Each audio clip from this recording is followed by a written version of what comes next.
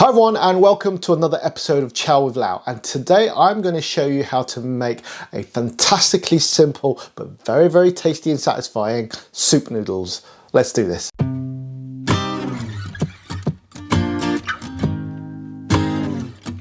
So this is a very special recipe to me because it's another one of my grandfather's dishes. As a little boy, my grandfather quite often used to make me this as a lunchtime or tea time meal, and it was something I always looked forward to. It's very simple really, a big bowl of broth with egg noodles and filled with tidbits like king prawns, chicken and lovely vegetables. So one of the great things about this dish is it's one of those recipes you can customize to your heart's content. I'm going to show you the framework of how to make it. You can add whatever ingredients take your fancy or whatever's in your fridge that will fit in with your tastes. Okay, so go and have a play and enjoy it. It's really fun to make. So the first thing we're going to do is prepare our chicken, and what I'm using is skinless, boneless chicken thigh fillets, okay, because chicken thighs are the best meat on a chicken, period. Don't even argue with me. Full of flavour, full of texture, and so much nicer than putting in breast meat. Breast meat's great and you can use it for a lot of things, but this will stay moist and I guarantee it'll just taste better, and it's cheaper. So all I'm going to do is cut them into bite-sized pieces. Everything that we're going to prepare for this soup noodle is going to be handleable by chopstick by design. Okay, which means that when you go in with a pair of chopsticks, which is how you should eat this dish, with a spoon of course, should be easily pickupable, if that's a word, with chopsticks, so not too big. Not too big. See, this is about the perfect size. Can you see? To make the chicken even more tender, we're going to velvet it, and that means we're going to tenderize it by adding 1 teaspoon of corn flour and half a teaspoon of sodium bicarbonate or baking powder. So when we mix this together, this is going to tenderize the chicken and make it really succulent. We're also going to add a tablespoon of light soy sauce, half a tablespoon of sesame oil, and half a teaspoon of sugar. Then we're going to go in there and we're going to massage that all into the chicken. The sesame oil, the soy sauce and sugar for flavour. It's the corn flour and the sodium bicarbonate or baking powder that will do the tenderising. Now I often get questions in the comments asking if the sodium bicarbonate or the baking powder is going to add a weird flavour to the chicken or the meat that you're velveting, if you check out my velveting video. And the answer to that is only if you put too much, I find. I've always used this technique and it works for me and I don't get any weird flavours. If you really don't like it, then wait half an hour and then rinse the meat, and then that will take care of the sodium bicarbonate and the corn flour. If you're going to rinse the meat, then make sure you don't add the flavour marinade, i.e. the soy sauce, the sesame oil and the sugar, until you've allowed the meat to velvet or tenderise, because otherwise you're just going to be washing it away. As you can see, the meat already looks more tender. So now set that aside for half an hour and we're good to go. So whilst we're waiting for the chicken to velvet and marinade, we can prepare our vegetables. I've got some purple sprouting broccoli here, which is a bit of a fun alternative to normal broccoli, but I think it's just as good for you. So we're just going to chop it up into chopstick friendly pieces again, being careful not to shred it so bad that it just flakes off into little bits. We don't want that. We've got some baby sweet corn, which will be lovely because it'll add some proper crunch to it. Again, chopstick friendly, bite-sized pieces. I've got a carrot which I'm going to slice as finely as possible. The reason I'm cutting it so fine is because I want it to cook quickly. Because if you cut it too thick and undercook it, it's going to be like trying to eat plastic poker chips. Not great.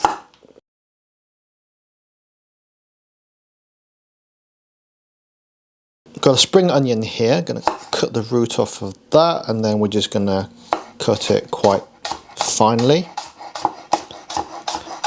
And this will add a nice subtle oniony flavour to the whole proceedings. These go in near the end. And finally, for the veggie side, I've got 2 nice cloves of garlic, which I'm going to smash whilst they're still in their skins. And then we're going to peel them out of there. But I'm actually going to keep them intact. Now, this is because, and I might be in the minority here, I like eating the garlic whole once it's been cooked in the broth. Well, once it's been, first of all, slightly stir-fried and then finished off cooking in the broth. It's one of my favourite things. Like I said, I might be in the minority. If you want to smash them and then chop them into smaller pieces, you can. Or, if you don't like garlic that much but you like the flavour, you could use the flavour within the broth and do exactly as I'm going to show you how to do it. But because they're in big chunks, as in intact cloves, you can pick them out before you eat the rest of your soup noodles, you see. So you can actually avoid them because they're quite obvious. Super genius! Win-win, everybody's got an option. That's what I like to hear. Nearly forgot, I've got 150 grams of king prawns here, which I've also marinated in a little bit of light soy sauce, about half a tablespoon soy sauce, half a tablespoon of sesame oil, tiny bit of sugar. Don't need much sugar because the prawns are sweet already, but that's going to marinate because everything's got to have flavour, and king prawns absorb flavour like a sponge, so we might as well. That's going to be delicious. Right guys, on to the main event. Get your wok nice and hot. About a tablespoon of oil. Swirl it around a bit.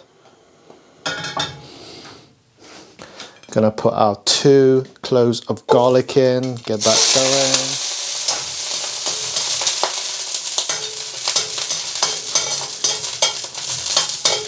going. Add another little bit of oil. Get that hot, add our chicken, and we're going to just brown that off nicely.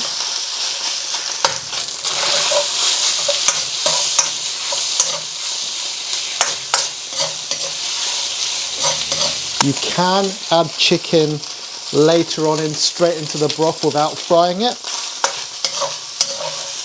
Bit like a hot pot, bit like a Chinese hot pot, but this is my preferred way of doing it because I like some caramelization on the meat. I think it just kind of seals it and gives it a nicer texture for my taste. Of course, you do whatever you feel. This is my preferred way of doing it. So we don't have to cook the chicken through yet. It will be, of course. I'm going to put half a litre or 1 pint of chicken stock into that. And then we're going to bring that to the boil. At this point I'm also going to add just more plain water just to top it up. Now this soup is designed to feed about 3 people, 4 depending on the size of portions that you want.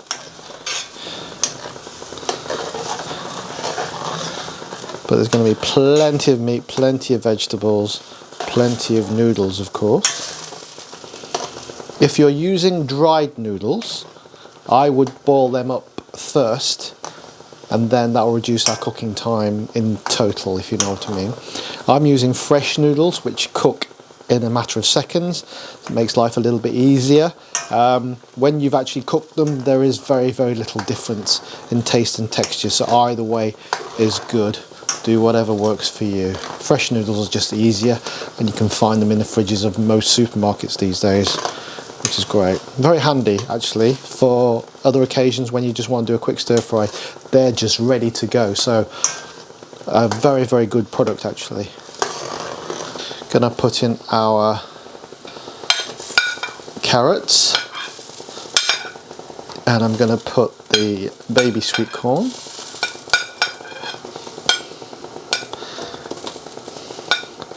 It goes in order of how long it takes to cook. The longer it takes to cook them, the earlier you put them in, of course. And then they should all kind of cook at the same time, or finish cooking at the same time. That's the idea.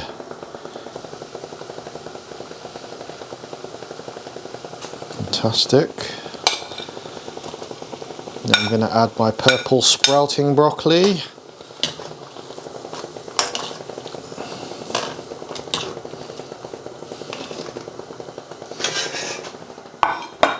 So at this point I'm just going to have a taste of the broth.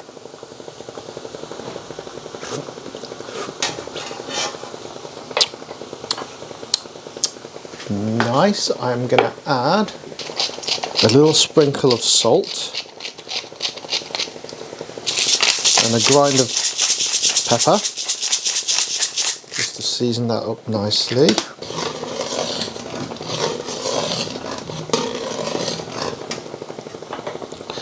And then I'm going to go in again. Oh, that's nice. I'm going to add a tablespoon of light soy sauce. Time to add our egg noodles. Now you can add as much or as little as you like. Some people like it absolutely jam-packed full of noodles, and I'd be one of those, or some people are a little bit more sparing. Totally up to you. I'm gonna add quite a lot. Okay, get that up to temperature. By the time this comes to the boil, the noodles will be up to temperature. They're pre-cooked anyway, you can eat them as they are pretty much. And of course if you are cooking yours from the dry noodles, then they're already cooked as well by the time you come to this part of the recipe. Okay, so we need to get that up to temperature again. Look at how delicious and wholesome, and I mean it's one of those things you don't always associate tasty with healthy. This is both guaranteed. Oh, you're gonna love this. You really are gonna love this. So in we go in with our prawns.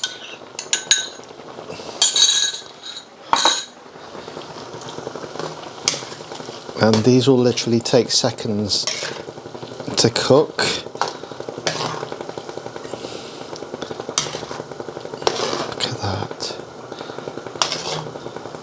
As soon as it comes up to the boil, blip it for a few seconds and the prawns will be absolutely perfect. And finally, our spring onions. Just stir them through.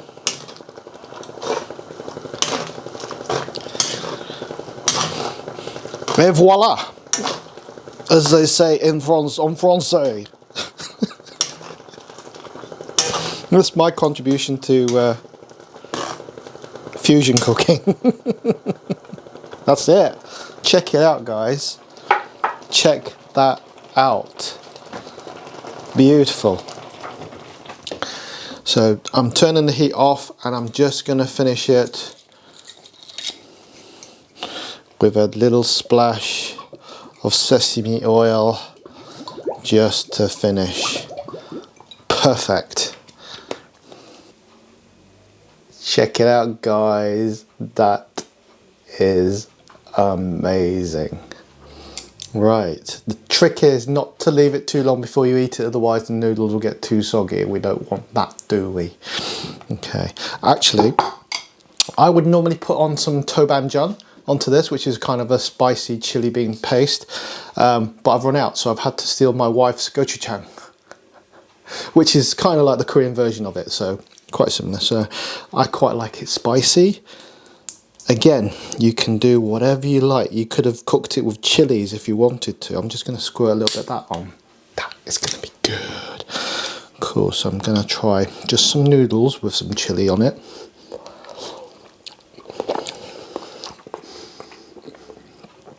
Wow. Amazing. And king prawns, this is a really good job we marinated them. And chicken, oh my gosh, Honestly, chicken thigh is like the best thing in the world. Uncle Roger always goes on about chicken breast, saying how much he hates it. He has a point. And I wouldn't want him trolling me, would I? Or would I? I wish I was famous enough for him to troll. Anyway, maybe one day. That's an ambition.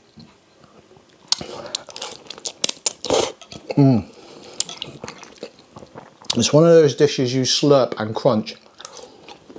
The baby sweet corn is still crunchy, crispy, fantastic. The broccoli, spring onions, still got bite to them. Excuse me, this is getting real messy. Well, I'm not going to apologise for it. Absolutely delicious.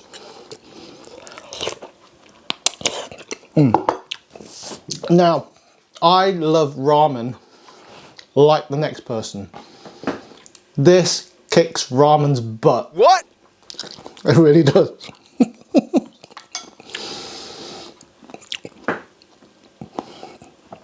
This has got to be my favourite noodle dish now. And it just brings back floods of memories. Being in my grandfather's restaurant, hanging around until there was somebody to take me home. And then Granddad would take pity on me and cook when he had the spare time. He was a busy man. And when he had some time, he would make this for me. And sometimes my dad would as well, if I remember correctly. It's a little bit misty now, but I know my Granddad made it and I'm sure my dad made it. And then when I was a little bit older, I occasionally made it for myself in the restaurant kitchen. Yeah, not sure how I got away with that, but there you go. Still here to tell the tale. Anyway, you have got to try. That should be my motto. But then again, I only bring you dishes and recipes which I like. So I'm going to say that. But you've got to try this. This is amazing. And it's quite good for you. It's packed full of vegetables with the vitamins and all the minerals and all that stuff. For me, it's always about the taste and then everything in moderation. But this you can eat by the bucket load. You'll be great. You can make it vegetarian if you want. You can do anything you like with it. You can make it spicy. You can keep it just as it is.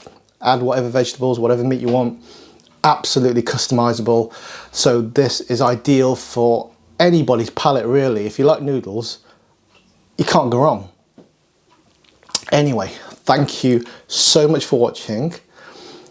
If you make this, please leave in the comments how you found it, how amazing it is, because I guarantee it's going to be amazing, and any feedback, anything you want to add. What would you put in this dish that I haven't?